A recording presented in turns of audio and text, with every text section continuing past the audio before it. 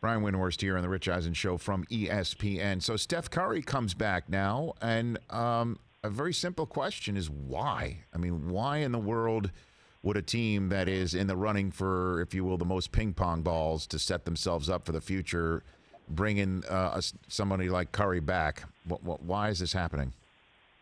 Three reasons. Number one, now the teams that finish 1, 2, or 3 at the bottom all have the same odds.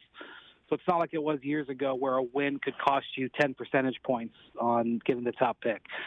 Secondly, and Steve Kerr has brought this up, the people at Chase Center pay a lot of money, and they want to see Steph Curry play, and part of this is business. Yeah.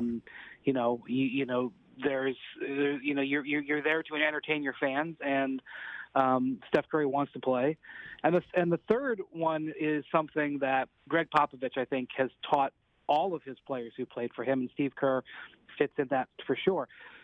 Greg Popovich believes that there is no such thing as a wasted game.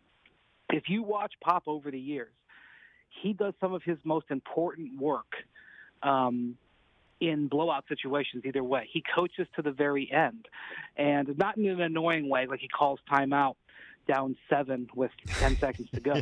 Right. But, sometimes you'll say, well, where did this lineup that the Spurs are playing in this playoff game, where did this lineup come from?